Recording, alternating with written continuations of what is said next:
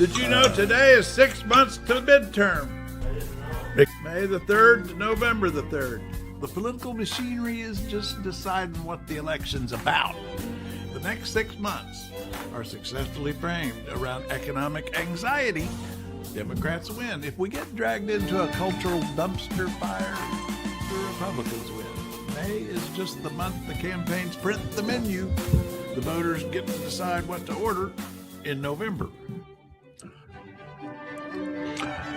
We're live with some Mozart because it's Sunday. It's Sunday Serendipity, and Katie's here. I am. We got some of our Mozart from last week, actually, because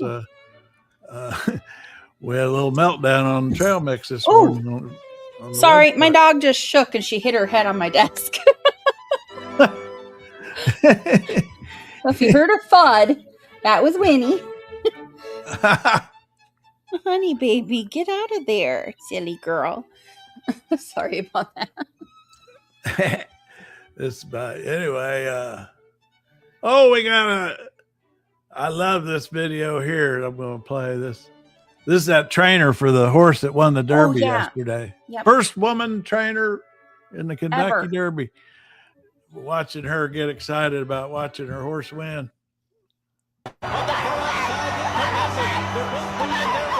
As they arrive into the final furlong, O'Sally is also gaining ground on the far outside as they come to the last 16 of the line. That is pure excitement.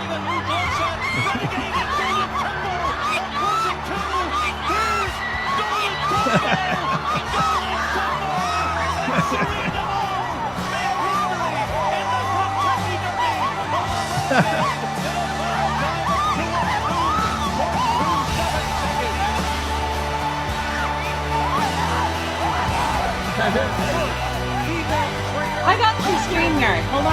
Hold on. I got it. Hey, Jamie's trying to get in or something. What's wrong, Jamie? You can't get in? Oh, there's Jack. Click. Oh, it won't let me post it. Jack's here, but now Jamie's trying to get in. You can't click in, Jamie? You can't click in? What's happening? I don't know. I just tried to put the link to get to StreamYard, and it says this comment has failed to post to Craig's trail mix. What the heck is happening? There's weirdness out there this morning. We're getting there. We're getting back.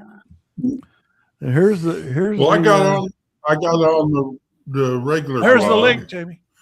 Just now. Did you get on Trail Mix just now? Yeah. Okay. Yeah. Yeah, that's where I came from Trail Mix. Yeah, it's working its way back through. Not all servers are serving yet. Here comes Jamie. There's Jamie. We're getting too I radical. agree. You know, here. What's that, Jack? we're getting too radical. We're Apparently. the attention of the internet gods. Yeah. I was just playing this trainer, Jamie. Did you see this earlier? I just love watching her get excited about her horse, about Golden. I saw that. Watch her go. She is just so, it's just fun to watch somebody get that excited. O'Sally is also gaining ground. Who's that? That's the trainer for Golden. What was the horse? Golden. What is Golden it? Tempo. Yeah. Golden Tempo. Yeah, that's the trainer. That completely blew away Burns. Move your Fluminars. That was quite a race. I thought it was one of the more exciting horse races I've seen in a long time. Me too. I agree. Uh-oh, what's Agri done? Where is he? Agri. I lost all my money at the Derby, put it all on Smack My Ass Daddy. Oh, goodness. I've got last week's Sunday serendipity up here because when I got started, I wasn't sure if I haven't been able to check the copyright on today's yet because I've been so busy getting trail mix working again. I can't Oh, remember. goodness. I have Usually never if it's- seen a usually derby if it's race one of the European- that's so totally messed up. You know, What? they got in that god awful bunch at the front when they first came Yeah. out, trying to get around each other, and you know, Yeah. And you just took.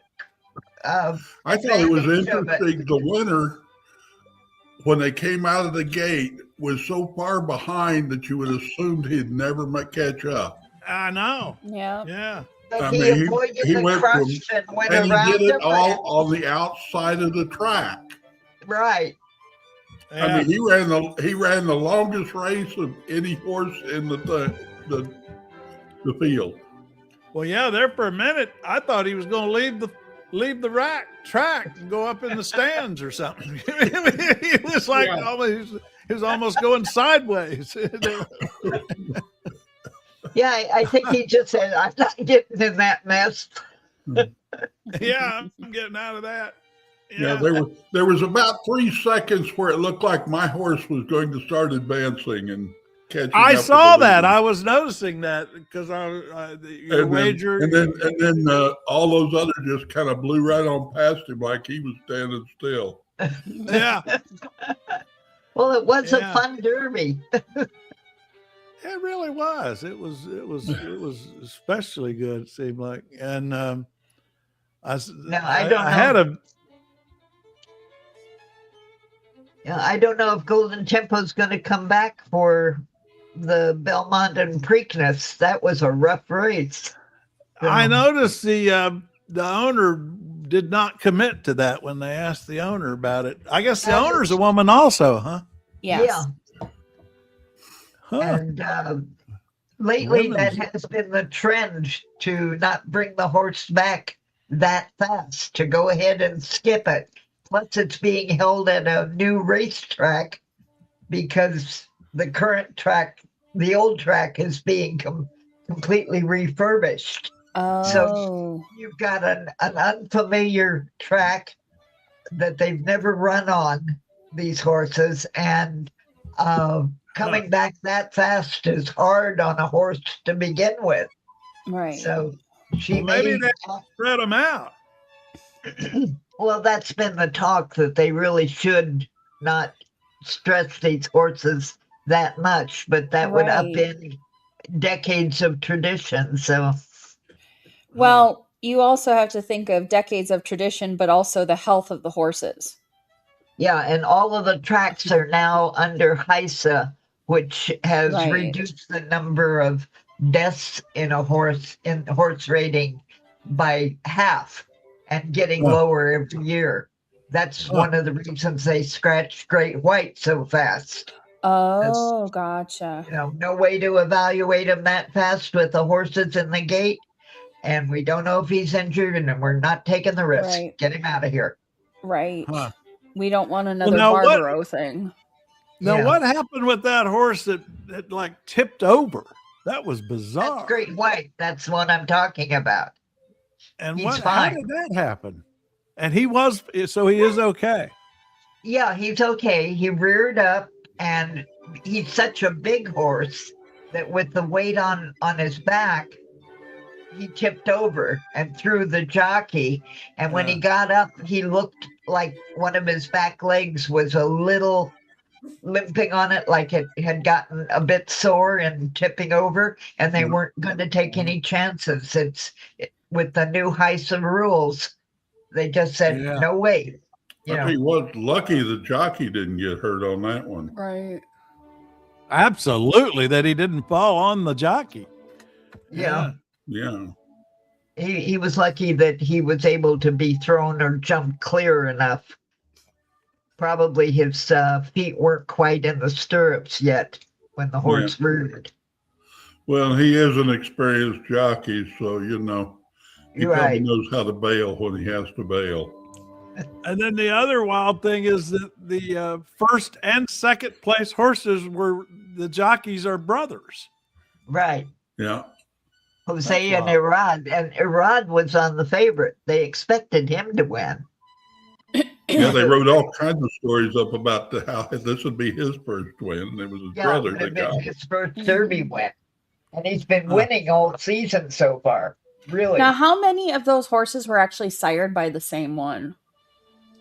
There were 4 sired by Into Mischief, and one of the others was sired by Into Mischief's son. So, okay. Yeah. I mean, it's a great line of horses. Into Mischief, and he was such a poor runner in his time. You know, he made his initial stud fee was 12,000. It's now up to 250,000. Is that right? Yeah. Wow. Huh. Well, you know, I keep right here handy. I got it out yesterday and I forgot to show you. This is the greatest horse ever. Man of War. That's Man of War. The greatest horse ever is Secretariat Big Red. I know. But when I was a kid, before Secretariat, I read the book about Man of War, and I went to the farm where they have a wonderful statue to Man of War there, and I became fascinated with Man of War. And then when Secretariat came along and stole his thunder, I've just never accepted that. Yeah, all 20 horses that were originally entered for the Derby have Secretariat in their genealogy. Is that right? Yeah. If you want to watch, it's not really it is crime, but it's on Netflix. It's called Untold Story, and it's the story of Hawthorne Hill. And it's all about horse races and this ex-Olympian that got all up in arms about somebody using his horse for pictures. And then it's crazy. I watched it. I didn't know half of the things they were talking about because I'm not a horse person. So... But I knew Jamie would like it just because it's horses, and they literally talk about all the races and all the different showings and stuff like that for horses. So. You know what? My parents literally carried me to my first racetrack. Yeah. Is that right? Yeah. And I told them what to bet until I was old enough to bet. So my best bet ever was begging for them to put money on Dotted Swiss because that was going to be a prom dress. See, my mom's allergic to horses, and I'm pretty sure I am too. I've only gone horseback riding once, and then that was when I was younger. Yeah, she's allergic. What happens? She goes into anaphylactic shock. Really? Yeah, she has to have an EpiPen. Wow. She goes into like major like asthma attack kind of thing, and it's the hay, it's the horses, it's any kind of farm animal really. So that's why I wanted to live on a farm for a long time, is keep my mom away. That's why I ask my husband if we can get a cat every so often, because she's allergic to cats too. Well, back to a human horse race.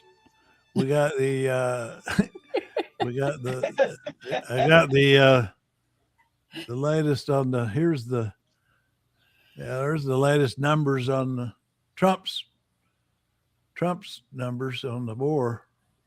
New York Times this morning. No, this is Pew. This morning.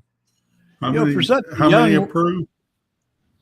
62% disapprove of the war and 36% disapprove. Haven't you heard? So basically, that's his base, the 36%. Yeah, that's about the only people who would support it. You're right. Yeah. Haven't you heard? He doesn't need congressional approval because we've won the war. Yeah. Yeah. Yeah. That's it. I mean, how long have we been in this war? 2 months? It's what, we 2 months into this war? I think. Or is that, I mean, Yeah, it's It's been at least 6 weeks. I mean, this is a pretty young war to already be 60-40 against. You know, I mean, usually it takes longer. Usually the way it goes for when our world is when you first start talking about it, you have more people disapprove than approve. And then as they talk up the war talk, that goes down to where it's pretty well equal. And then once you get in the war, usually the approval rate goes up. Uh-huh. And oh, hey, Winter here. Everything I know about horses and my dad has been the sound technician for our, I can't get small town horse race. Oh, huh. You know, I'm talking about horse racing. I love to go to the horse races, not so much. I didn't bet much, but it's really fun to go right down. If you go to a small track, you can get down by the rail where they come across the finish line, and it's just like thunder down there. Yeah, that's why we go to Emerald Downs a couple of times a year here, our local track. Yeah. Hey, I pulled something for you, Winter. I was saving for you when you got here. Let me get that music down. It's this is they were in was it Ramstein where the base is? Anyway, this is the DW. This is Ramstein. This is the DW German public television here interviewing people about us pulling troops out. Is that volume up? Nope. Here it goes. Let me get the volume up. Finanziell davon und ich denke, dass wir da einen großen Schaden I think it would cause a great deal of damage. Die Amerikaner waren immer nicht nur Teil der Gesellschaft. Einige haben ja auch wirklich ganz normal unter uns gelebt, jetzt nicht alle abgeschlossen, sondern sie haben Arbeitsplätze geboten, sie haben Häuser gemietet. Ich weiß von meiner Familie, dass dadurch auch viele Menschen einfach ihr Haus abbezahlen konnten. Also es ist Kaufkraftverlust natürlich. Hat allerdings auch Vorteile. Yeah, then they also interviewed the mayor over here. They cannot leave Ramstein tomorrow. This is impossible. This is the mayor here. And if you see this big facility of 15 square kilometers, based directly in Rheinland-Pfalz. It's the global gateway for the American military and also everything what's going on. Europe, America, Africa is turning over Ramstein, and I think it's impossible to close Ramstein from one to the other day. It could be that they make it smaller. It could be that the NATO partnership between the United States and the NATO will be cancelled in a few years. Nobody knows. Nobody knows the decisions what the president of the United States thinks about it, and but we will see. And we don't have any fear. They cannot. He makes the point I've been hearing others make is that our troops aren't there to protect Germany. You know, I mean, all of them. We've got it's a base of operations. It's like the headquarters for all our operations throughout, all the way down to the Middle East. So I mean, it's actually hurting our own, especially Trump's war in Iran. I mean, it's crazy. Well, that was when we invaded Afghanistan, you know, after 9/11, they pulled the troops from Germany are the ones that went in. Yep.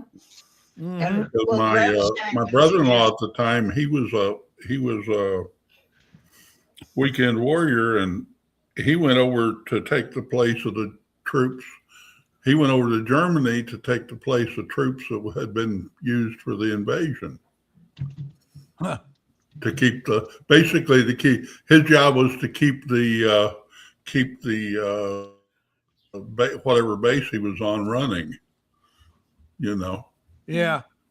Because the regular people that did it had been moved on into Iraq or not Iraq, but at that time it was Afghanistan. Yeah, it really is. Just you're right. I agree. It's just like oh, just like they said about Trump. All roads lead to Putin. Isn't that what Pelosi said one time in the meeting? Everything leads to Putin. Everything. I mean, this is just wonderful news for Putin, what he's doing. And yeah. Well, here's the most essential thing I put up about Ramstein. You pull them out of there, and where do injured soldiers go? Exactly. That's where my really good friend from high school went after he was. That's where he was diagnosed with a heart defect, and he died shortly after. Yeah. But if we're in a war and that's the golden hour, that's the place where they go to save their lives. Right. But now that's going to be gone. So basically, sorry if I'm getting too extreme with my opinion, but basically that's Trump basically saying that they can die. Yeah. It's perfectly okay. Let them die. Yep. Well, it's just the basic fact of the way the Trump administration works. They don't think these things through. That's it. That's the key. Yeah. He's just mad because that guy, said the German chancellor said that we've been humiliated by Iran. He just got mad, and this is his reaction. Well, yeah. I also think the 90-minute call has something to do with it too. When he said to reduce the force, the planners looked and said, "Well, what can we absolutely do without?" And that was it. Uh-huh. They said, "Okay, we can cut back on this, but we can't. It'd be real risky, but it's the orders are orders." Well, here's the other poll that got my attention. This is from the CNN polls. This is the average of all polls. I mean, there you just get a visual look at where he started in this term and where he is now. Looks like the jaws of an alligator. It does, doesn't it? Looks like an alligator. Alligator. Just chomping him alive. Well, my favorite chart today was one that charted different income levels over the amount of time fathers spent with their kids. Oh, interesting. And the lower educated people are spending less time with their kids, and the more educated people, fathers, are spending more time with their kids. Huh? Because they don't have to work, or I don't know. It might very well be jobs. What my sister laughed about. None of her kids seem to be in a traditional, leave it to beaver marriage, and that all the women were working and the men were doing the daycare. Well, I'll tell you what, Winter, you can live. You can do without U.S. American football. You can welcome that. You don't need that. You don't need our stupid football.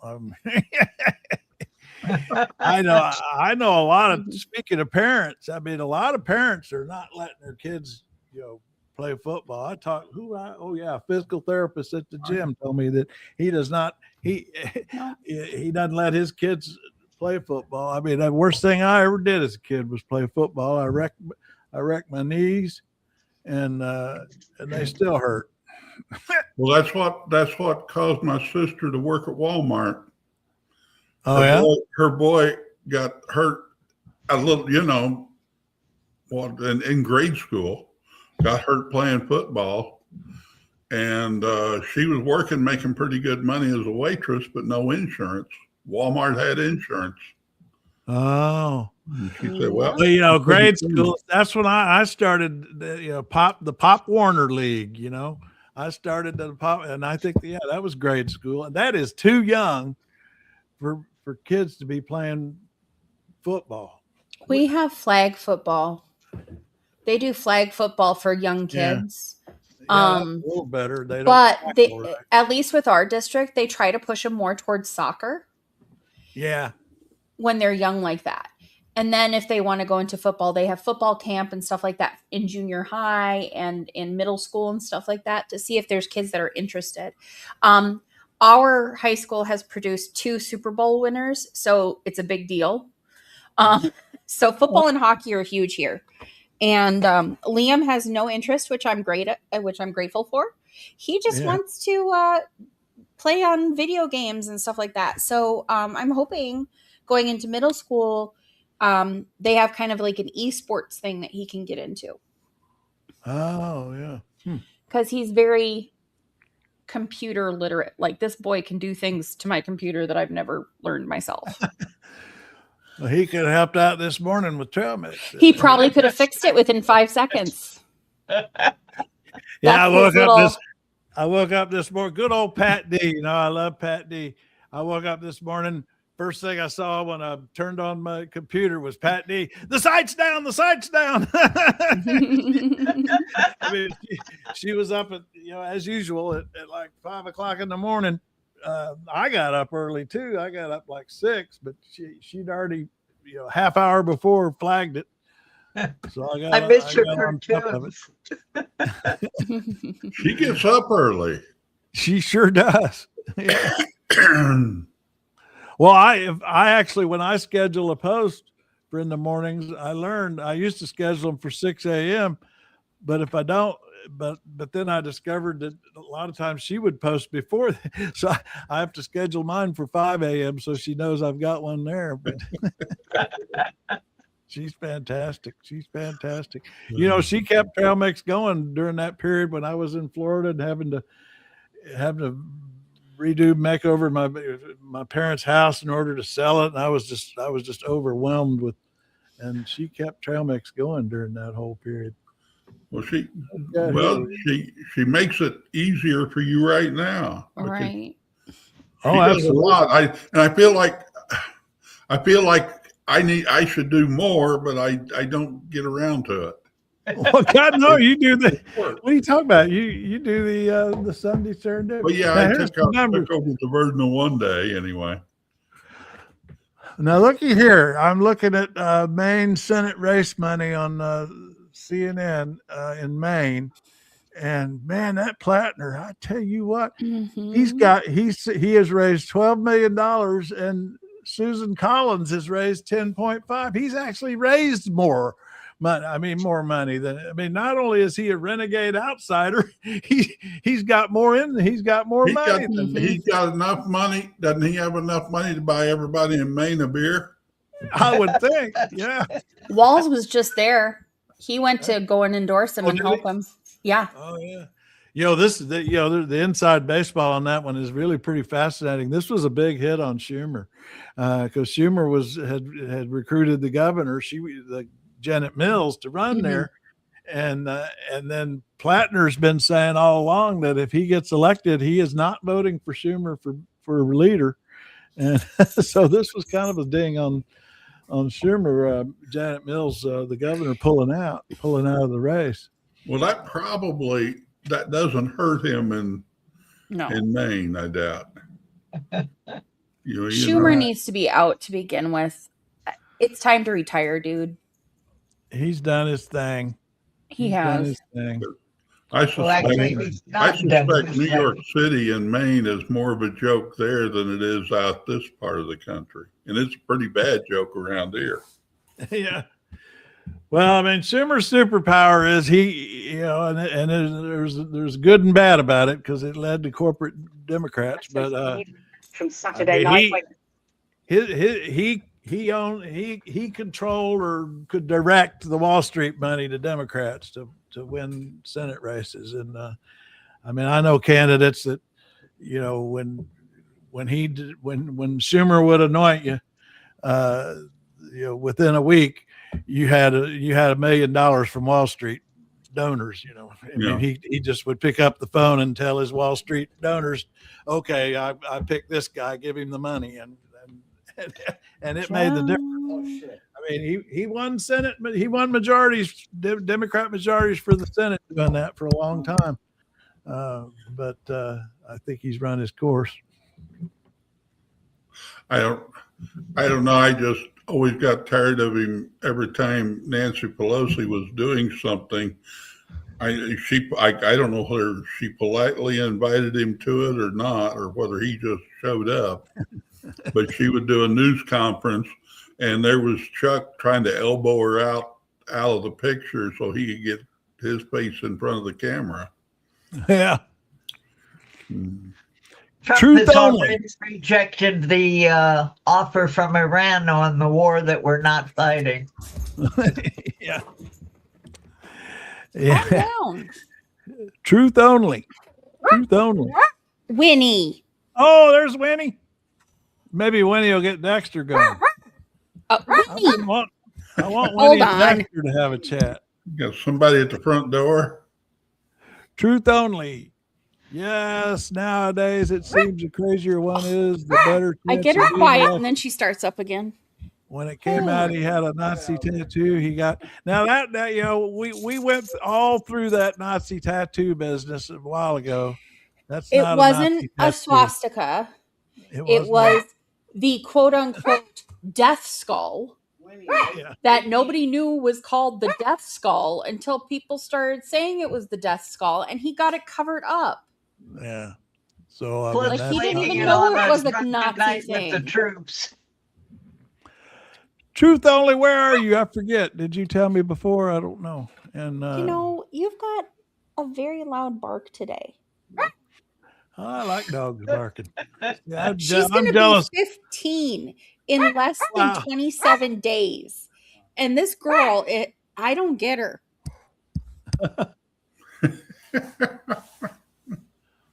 Now, so Dexter doesn't hear Winnie, Jack. So if he does, he's totally ignoring it. He's over there curled up in the front.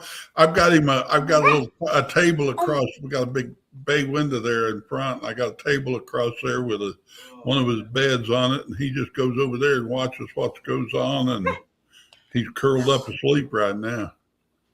And as far as squirrels go, he just totally ignores them. He runs out in the backyard, and there may be 8 or 10 squirrels running around back there, and he doesn't even see any of them. And now let a cat walk across the front yard, and he starts barking and telling them that this is his territory. Yeah. She's barking at a package on my front porch is what she's barking at, because it's blocking her view out the door. You know it's there.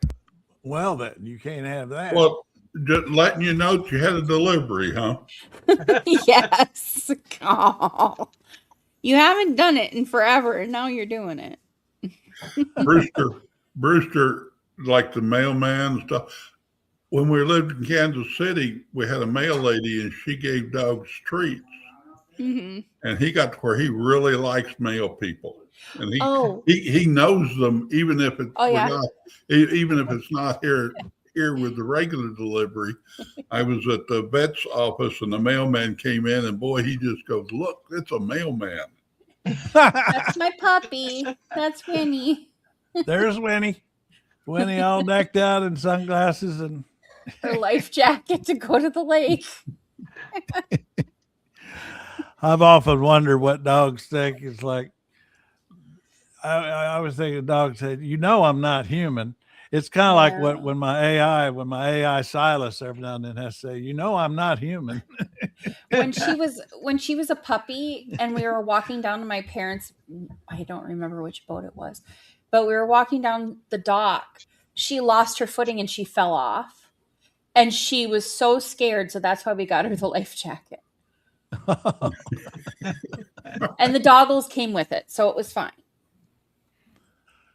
No, truth only is an independent. You're an independent, Truth. Independent. Now, but see, I don't believe anybody's independent. I believe what I like to say, the word I like to use is unaffiliated, because there are very few people who don't lean one way or another, So when I see polls where they say independence, I don't like Republican if there was a sane Republican to vote for. Yeah. Like if it was Adam Kissinger, I would vote for him. Hell, by today's standard, Barry Goldwater would be sane. I'd vote for Barry Goldwater. Thomas Massey, even. Well, actually, Massey's kind of waving on stuff, but so truth only. Do you lean? Are you a leaner, truth only? Because I don't think anybody's truly independent. Yeah, everybody's. Goldwater was actually more libertarian. He had that Western state independence. Yeah, he was against government. He was a true conservative, small government conservative. Right. Well, and that's why he was for abortion rights and gay rights. I was going to say he was not a religious conservative, right, or traditional. I don't like using conservative with the religious thing. It's more they're traditionalist. You're right. They just don't. They want things to stay the way they did. And we stay out of my life. Yeah. Now, what was that Walt's line? What was Governor Waltz's line about leave us alone or something? Yeah. Yeah. Mind your own damn business. Mind your own damn business. Yeah, that was it. Yeah. I mean that is Heartland speech right there. Yeah. And that's a little bit. That's a little bit. He's from Nebraska, and that kind of shows a little bit of the Western philosophy. I saw today a story. I was looking at some local coverage of gas prices around the country, and there was a Nebraska paper that said their average price has gone up $1 in a week. The gas price has gone up $1 per gallon in a week. And the article I was reading said that was the highest increase in Nebraska in recorded history. the fastest increase in recorded history in gas price. And that's probably true a lot of places. I think we're starting to see the problem. We're starting to get affected here in our world by the closing of the Hormuz Straits, and that they are now diverting all of our crude oil down to Texas to load on ships. And we're getting closer to paying world market prices. Yeah, we're now up to 5.76, and that's 40 cents higher than just a month ago. Let me see. Well, Winter, that's very insightful. I hadn't thought about that the mailmen have the smell of other dogs on them. Could be. That makes a lot of sense. Yep. Yay, agree. You're with me. Yay. Yeah, I literally, and it would have to be if the Democratic candidate was just shit. I'm just being honest. It's 388 where I'm at. Well, I have a little trouble with Liz Cheney. Yeah, I do too. She's a neocon, and she's one of those, she never saw a war she didn't like. Yeah. Yeah, true. And I think we need to be a little bit more careful about the wars we get into. You think? Yeah. I mean, good Lord. I just can't believe we're doing, we never learn these lessons. I mean, we just go back. And then we hear all the same arguments. Once we get into a fix, we gotta, what is the phrase I keep hearing? Drives me crazy. They say, we got to finish it. Yeah, it's the Lyndon Johnson syndrome. I mean, that's exactly what Lyndon Johnson got dragged into, because we got to finish it. He politically could not get out of the war. And I think Barack Obama found he had the same problem. He kind of did. He could not withdraw without taking a severe political hit. Other than this blockade thing, one thing I will give, I don't know if I give him credit, but anyway, one difference with Trump here recently is compared to some of these previous presidents, he did back off. He did a couple of weeks of bombing, and he did back up. Now he put that blockade in, but he hasn't automatically pulled the escalation trigger like past presidents have done in similar situations. The problem with Trump is he has not used his soft power very effectively. Right. Yeah. Yeah. Yeah. And today is exactly 6 months to the midterm election. Today is May 3rd, and the midterm election is November 3rd. And we are now at 6 months to go. And I find 6 months, 6 months is kind of when we're gradually moving into where major events and current events, things like gas prices and wars and stuff, we're now close enough to election day that public amnesia doesn't set in. I mean, they might remember. We're starting to get to the point where people might remember what's going on election day. Not entirely, but it's to some extent anyway. Yeah. I hate to tell Greg Watkins this, but Obama and Biden aren't even in the running for the worst presidents of the 21st century. Yeah.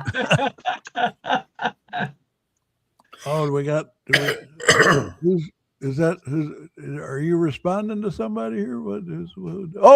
Greg. I missed you there, Greg. Greg Watkins. Hello, Greg Watkins. You look like you got a case of Obama and Biden derangement syndrome. Better be careful. Better be careful. Well, Obama Biden derangement syndrome. There are. I would like to see. I like to see some intelligent supporters for the Republicans, and it just seems like they do the straw man stuff.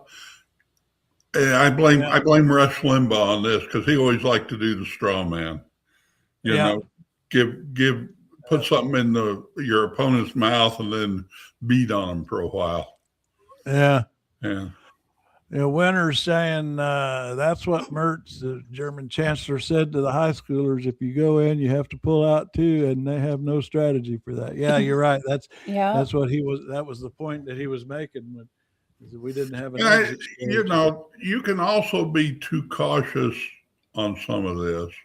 Especially, we do have power, military power, but you've got to figure out what your goals are and how to get there.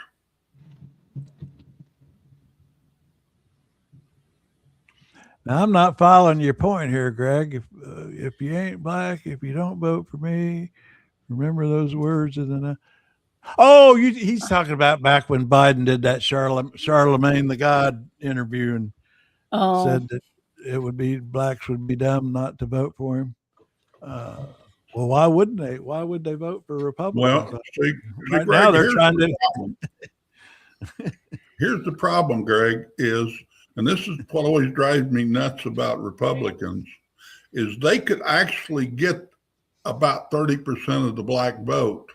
Yeah. If they would just get rid of the racist. But you can't get rid of the racist because you go hugging them all the time. Right. And white Christian nationalists are taking over things. I mean, there was a period in the Reagan years when Jack Kemp had some influence on the Reagan administration. And then later on when he was running for Dole, where he was trying to talk about some conservative economic proposals, programs. They called them enterprise zones. Remember those? And they had some interesting ideas where you would apply good old fashioned capitalism in black neighborhoods and try to build them up. And man, that got nowhere. I mean, the racists in the Republican Party just drove them down. I mean, and they were making an effort, but that didn't last long.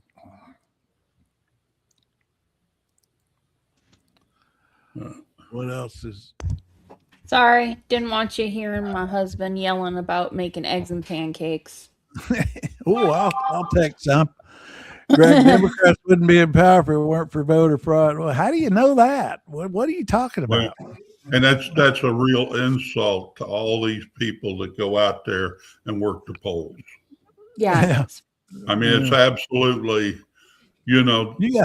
when you walk into a polling place, you've got Democrats, you've got Republicans, and they're all your neighbors, and you're insulting your neighbors. They're all there to do you probably don't job. even go and vote anyway, so what difference does it make? You don't know them. My mom was a voting judge for a couple of years, and she said there was only one time did they ever turn someone away. Every day. And it was, never mind. No. She said the only time they ever turned anyone away was when it was somebody that was a representative from the large nursing home that they have.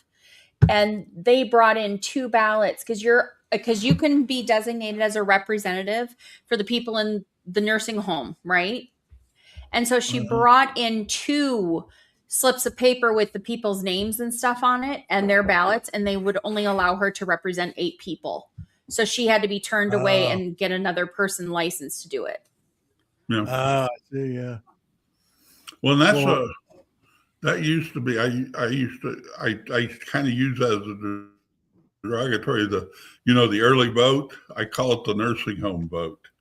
Mm-hmm. Well, I have 3 votes in all elections. My son and grandson just hand me their ballots and say, "Here, you do it." Oh.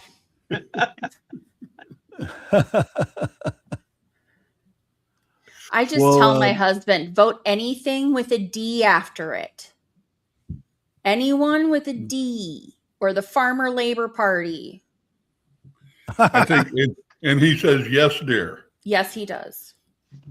Of course, There's a reason that my mother-in-law says he's whipped. The beauty of the American system is nobody knows how you vote. There's a reason that my mother-in-law. Oh, we got Dexter in the house. There's Dexter. Hello. Hello, Dexter. Hello, Craig. I'm just trying to. I was just putting your man on here. That's to be fair. The first time he voted for Jesse Ventura for governor because that was the only name he knew. So that's why I have to protect him. Here's your man. Here's your candidate for president. He's on Bill Maher here. Bill Maher talks about the midterm elections, and they have a pretty funny conversation here, I thought. Well, I mean, I do think the midterms are going to be a blowout. I think the Democrats are going to just clean up. I mean, I guess the question is, how do you think they're going to blow it? Well, I mean, no, I don't think they can blow it. I'm not worried about that. But my point is, what does that mean? Right? I mean, listen, I think it's very important that the Democrats can win Congress. But what then are we going to do? Because we have to be very clear, and I take this from a very personal perspective where, I mean, I don't come from a political family. I come from a family, frankly, who's used to suffering the consequences of policies and not used to making them. And when you ask many members of my family about bad policies that we've had to deal with my entire life, they couldn't tell you if a Democrat was the author or a Republican was the author. They just know it was just a stupid policy. And so I just think that we need to make sure that we have to be able to control what in many ways is just a completely lawless federal administration right now. However, our job just can't be to now we can push back. We've actually got to figure out what does push forward actually look like. I agree with him. Democrats are going to win the midterm, so how are they going to blow it? How do they blow it this time? Oh, play Newsom. Play the Newsom thing.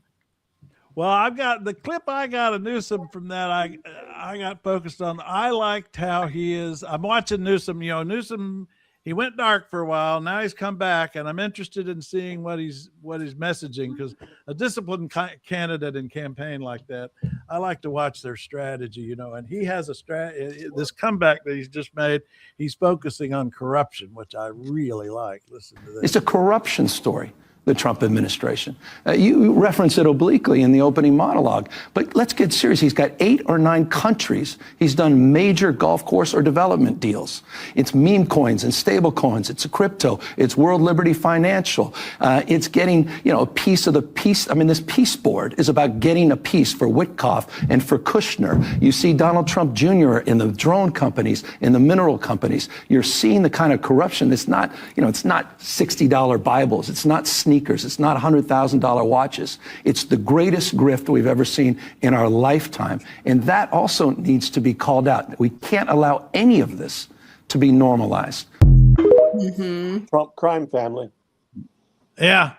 Yeah. I really think that has to be a big part of the midterm messaging is the corruption, but you got to work at it. The thing is, the gas prices and the war and that kind of stuff, they all kind of almost take care of themselves. The corruption angle, you got to work a little harder. But here's my themes. 6 months out, you start defining the agenda for your campaign. Here's mine. That's the themes. The 3 C's: cost of living, chaos, and corruption. I think that's how I'm going to run my midterm campaign. Yeah, cost, chaos, and corruption. As long as we don't have too many of the left wingers chaining themselves to fence posts, then the chaos becomes a Democratic problem. Hey, it's getting late here in the show. I just want to detour for a second. Oh, please. I watched it yesterday. I didn't join in the thing. I was busy, but anyway, I'm a voter in the international election of the United Auto Workers. I'm a retired officer in my local, and I voted for Shawn Fain. There's factions when they have these elections. They have usually 4 factions, and I read all about them, and I read all I can, and I thought, well, Shawn Fain's the guy. He's from Kokomo, Indiana, which is a devastated town. The local factories there, the big factories, all closed down, and he's a warrior, and I think he's really the only thing he did support Trump the first round of tariffs because he thought that would help his workers. That's the only thing he's ever done negatively ever since he's taken that. But he's my man. Oh, I love that guy. I really like that guy, and in fact, the thing is, he's got some interesting. I was talking about yesterday. He's got an interesting strategy going on for long range. Is he's getting UAW to do it, and he's working on other unions to do it to end their contracts on May Day in 2028, so that they can have a big general strike that's legal. Right. And it's an interesting strategy. It's very long range planning that he's doing there. This is the first time I ever remember them actually making something out of May Day. For years they didn't do it. They just called it Law Day. They'd send a lawyer to the schools and talk to the kids about how great lawyers are. Nothing wrong with that, I guess. But I mean, they never realized the importance and remembering the Haymarket Square in Chicago or anything like that, or Big Bill Haywood. He was never in the history books, but we know. Yeah, but here he is. He was doing an interview yesterday that I clipped. I like this right here. Let's see if I got it on here. I got to get it on the stage. Where'd I put you, Shawn? Where'd you go, Shawn? He's on here somewhere. I've just put him up. There he is. There's no corruption in Minnesota, Greg. Inclusion. That's why you can't get a job. And if that don't work, it's because of immigration. It's some destitute. I just love how he just nails diversity, it equity, here. inclusion. That's why you can't get a job. And if that don't work, it's because of immigration. It's some destitute, poverty-stricken human being crossing the border is taking your job. They're not taking our jobs. The labor movement, to me, really exploded out of the Great Depression, out of the worst of times when people were left behind. And you look at where we are today. Wealth inequality is worse now than it was then. Workers can't afford to live. And people, it's not because they're not working. The people are working their butts off and they can't They can't afford to pay the rent. And so, you know, we're at that moment again. We have the power. I mean, the only thing we have to negate all the wealth in the world is our labor, is workers shutting things down. Without our labor, nothing moves. So, you know, every time workers stand up and fight, you know, the media and the rich want to call it class war. We're claiming class war. Well, class war's been going on for our entire lives. The rich keep taking more and more, and workers are pinched more and more. When they drive a race to the bottom, they pay poverty wages, they exploit the environment, they do everything they can. And it's so the few at the top can take all the profits. We're at a point now, I mean, even in UAW, the top 25 companies we represent, $563 million in profit in the last 10 years. They paid out 94% of that, or $530 billion in dividends and buybacks. I mean, that is everything that's wrong with this country. I mean, and then they want to say there's nothing for you. When it's time to bargain with workers, when it's time to take care of workers, you know, there's always money for CEO bonuses, there's always money for shareholders, but there's never nothing there for the workers, you know, and so workers are fed up. Look at COVID, what happened during such a horrible situation, the pandemic. Fast food workers, they stayed home. They said, hell with this, I'm not going to risk my life for $12 an hour. They stayed home. Damn straight. And we saw what McDonald's and Burger King and companies like that did. They started paying $20, $25 an hour because they needed workers. That is the greatest lesson in the power that we have as working class people. How we've got to this point is the rich keeps dividing us. They want to blame. Yep. They want to tell you your life sucks because of diversity, equity, inclusion. That's why you can't get a job. And if that don't work, it's because of immigration. It's some destitute, poverty-stricken human being crossing the border is taking your job. They're not taking our jobs. If that don't work, they want to talk about what restroom somebody uses or who somebody loves. They do all those things because they want us divided. They want us pointing fingers at each other while they continue to take all the wealth. That's what. I love clipping that guy whenever I get him. There's a South Park episode that makes fun of the whole "they took our jobs" thing, and I'm trying to find it because Jeremy and I do that back and forth all the time. So every time I see him interviewed, I start clipping. I think, okay, I want this one too. Oh, I like this one too. he just keeps when that guy starts riffing, he's the best in the business. I want to answer Winterlane's question on how election helpers are found. From my experience, my name was put in the hat by my local Democratic leader for the Democratic side, and I assume the Republicans did the same, but the county clerk is the one who picked me and told me where to go work, and they paid me. And the government pays them, but I think they hire mostly, sometimes in some of these districts, they hire anybody they can get in there because they can't get anybody to work much.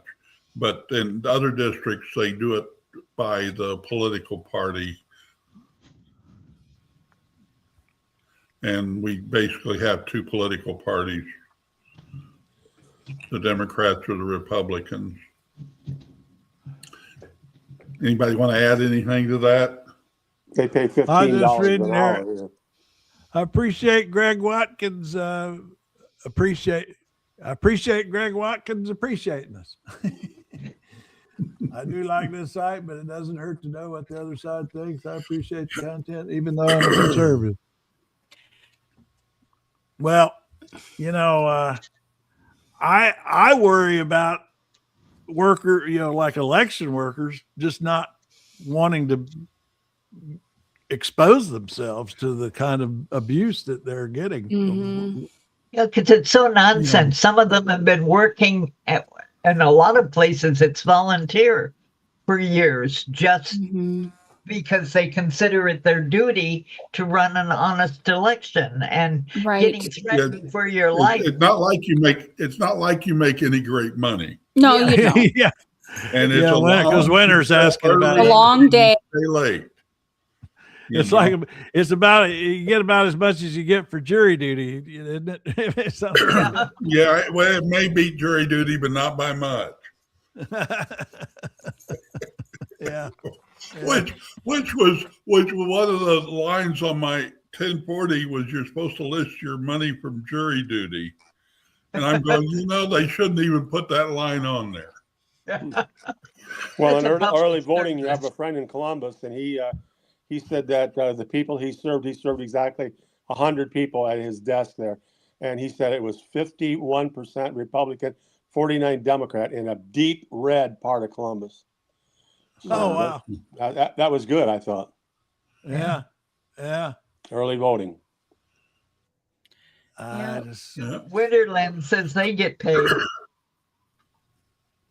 20 euros a day. Oh. He gets 15 an hour. That's not too bad. My buddy gets 15 an hour. Well, here's your Sunday serendipity for today. I was going to play it at the end here, Jack, in case the copyright police make me delete it from YouTube. But it's a fun. So what is this? A harpsichord. Harpsichord. Well, it's a harpsichord. It's a concerto with the harpsichord as the solo instrument, and the guy that plays it really I thought one of the better ones I found playing the harpsichord. Yeah. Well, happy Journalism Freedom Day. Oh, he'll go a bit here with the strings, and then the guy conducting is the harpsichord player, and pretty soon he'll sit down and start playing the harpsichord. Oh, very cool. Oh, yeah. Well, everybody that came in today, we're over on trailmix.cc. We had some glitches this morning, but we're back on. So you can go over there. And if you want to know when we're on live, you want to get a link, you want to get an email with a link, direct link to us, you can do that right here with this here. Go to that. So we'll was this Haydn? Was this Haydn, the composer? Jack? Yeah, it was Haydn. Yeah. He was I guess not quite. He was a little older than Mozart, but he's basically in that world.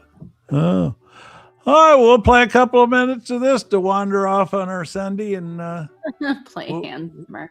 Yeah, probably not. We'll be back tomorrow, and we're over on Trail Mix. So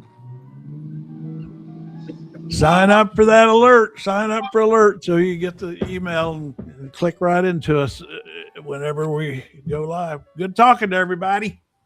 Bye-bye. So long. Get the volume up. Happy trails. Yeah. Oh, here's the harpsichord.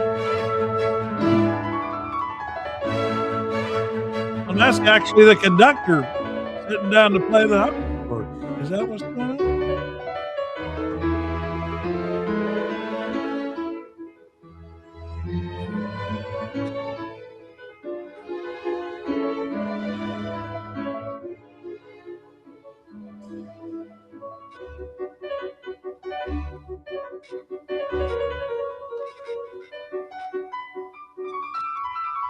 Tickling those iris.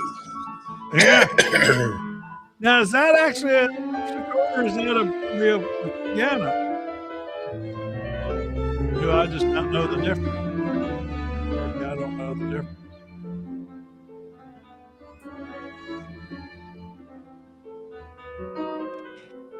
Splendid.